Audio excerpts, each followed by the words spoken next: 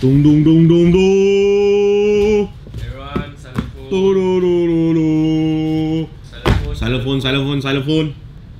Have you silent your phone? Drink water, drink water. You silent already or not? Silent already. Silent phone already.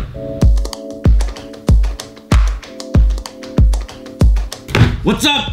We're back for another episode of We Don't Have a Name for This Show Yet. And this time is not just special, because every time we say it, we bring you something special. This time is we're bringing you something epic, literally, because we're bringing you the Nike Epic React Flyknit. Man, that's a mouthful. Nike Epic React Flyknit. I just got this shoe yesterday, and it was a trial session with Nike. So they brought us around Desa Park City, asked us to run. I think I ran about 4+ km. But pancit kau lah, because I've not ran a single km since Penang Marathon last year.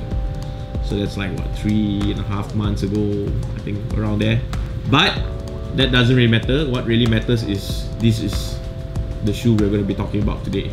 We're going to be asking a few questions whether or not the Epic React will be what's the question everyone's asking? Is it better than Boost? Is it a boost killer? Is it better than the Zoom Max? Yeah. So first things first, let me just go through the shoe. It's a bit dirty because we ran in it yesterday. Nike wanted to create a shoe that is just no nonsense. It's just a very plain, simple shoe, and it's for people to run. Duh. It's just like, it's not meant to be like crazy, like, oh, we just created like rocket science and whatnot. It's just super good technology, good cushion, simple upper, and you put it on, you just run. It's a very simple shoe. It's just made out of a few components: Flyknit upper, a full length React cushion, a heel cup, and that's it. Okay, I got these two pieces of rubber here lah. Alright, we'll just start with the top. My take on the top is the upper is that kind of like in between. It's not too thick, like thick. It's not thick like me lah. Okay lah. That's what she said. That's what she said. It's too thick. Cut that out. You know, like the Flyknit racers, right? It's a bit too thin, and then when you don't stuff something in, it just crumbles. But you see, like, I've taken the stuffing out. It's there. So it's kind of like in between. It's not too thick until to the point where it's meant to be breathable. So if you're gonna wear a pair of socks and you're gonna wear it and you're gonna run for like maybe 10 km or 20 km, your feet's gonna like start to heat up and you're gonna sweat a lot, and it's good to be breathable. All right. Second thing is the Nike React technology. This React thing is supposed to be replacing Lunarlon. We've used Lunarlon for, I can't remember how many years. Lunarlon's been around, it's like ages, right? Nike is gonna be dusting that away and putting it in the shelf somewhere, and React will be replacing it. What is Nike React? Nike React is a technology. This shoe is called Nike Epic, alright? React is the technology, so don't get it confused. And React was introduced about 9-8 months ago, maybe 10 months ago. It was introduced in 2 of the basketball shoes, which is most famous one is the Hyper Dunk, 2017 Hyper Dunk. You didn't know, right? There's React inside. There's a carrier that surrounds it. So it's because I think they have not really they're just testing it out, and they put inside a carrier and get some feedback. And now that it's been tested, they want to show the naked side of it. Why is it so sexual today? Damn dirty today. I have seen a lot of videos on YouTube that people are complaining about the durability, that it's sort of like, you can see also like my form is quite bad, so it's a bit, fade. I wouldn't say faded. What's the right word for it? Wear out. Yes, we have a winner. It will wear out fast. You have to understand, when Nike was actually researching on this pair, they test out on professional runners, and professional runners have very, very good running form. So when it comes to real world, like people like me who have very bad running form, and then you will see lah. This back here is because majority of the people in the normal world, they land on their heel. Okay, and in order for this to not wear out so fast, they've added this part here, this rubber part on the heel. Okay, and this front part is for those who you want to start pechot, you need more traction. This is actually good. So you land and then you choo, choo, choo, choo, choo. Obviously there's no cage to lock your foot in, but the support is more than ample. You won't feel as though it's very flimsy because it's pretty locked in, and you can actually tighten the laces if you feel very unsafe. But one thing you need to note is the heel cup here, the inside is some synthetic.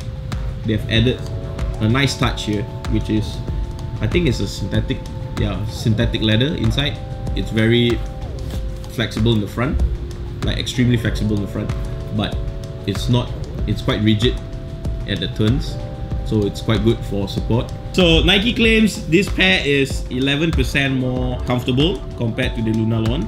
It's 5% lighter than all the other shoes that's around. It's more durable, and for the responsiveness, it's 10% more responsive than the Lunarlon also. They've crunched the numbers over about 17,000 miles with a few runners, and a few runners have already crunched like 17,000 miles, and that's the equivalent to 649 marathons just to test this shoe out. You know how foam is made, right? Something like baking.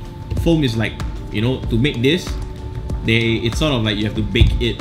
So they have to go through a lot of recipes, and apparently Nike has went through 400 different recipes to achieve this exact thing, and they call it React. This is so far the best. But to answer your question, whether or not it's a Boost killer, everyone's been asking me whether it's better than Boost.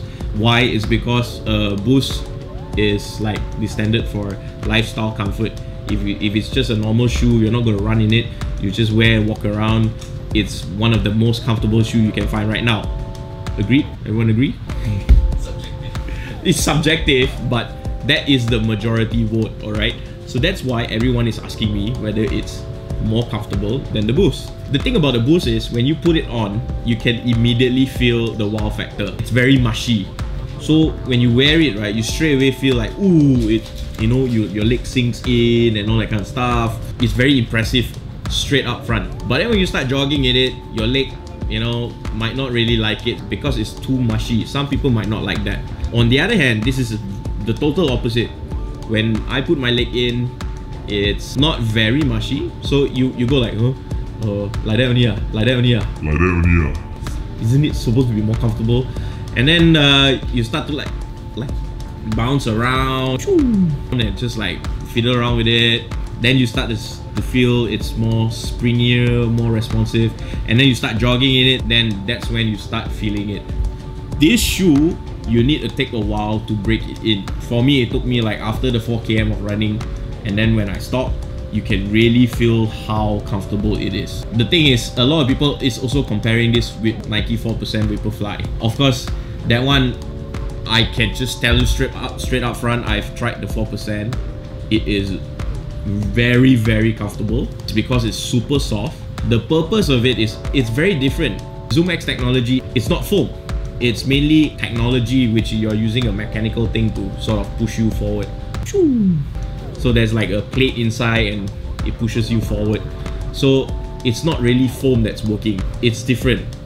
How you use these two pairs is you train in this, you run the long distance, you train, and then when it's time to race, you use the ZoomX and race. Then you'll get the best results.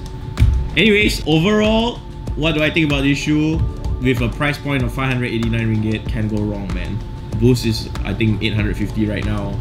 This is 589 ringgit. It's not half the price, but it's cheap. It's cheaper, and it looks great. It's comfortable. I think this will be one of my daily shoes moving forward. The only thing you might want to think about is the sizing. It's because if you have wide feet, you might not want to consider these shoes because it's quite snug. I'm wearing true to size US 9, and my toe reaches about here, which is like really ngam like to the dot. But I also think that it's actually good to be on right at the dot, is because you can actually really fully utilize the full. I lost word. The full. Oh my god! The full React experience. Nike just went to the people in the lab and said, guys, we want to make a shoe that feels like pillows when you step on it, and then when you run, they have a spring to propel you forward. When I wear it now after my 4 km run, I feel that way. I think it's a great shoe for the price point, for how it looks. I will give this a 9 out of 10. Not perfect, but a 9 out of 10. It releases on the 22nd of February. By the time this video is out, I think it's already released. You can find it at Nike Pavilion, Nike Mid Valley, and Nike KLCC. So if you're not sure about sizing, go inside, try it out. I'll see you next time. Don't add in the troll lah. I keep doing that.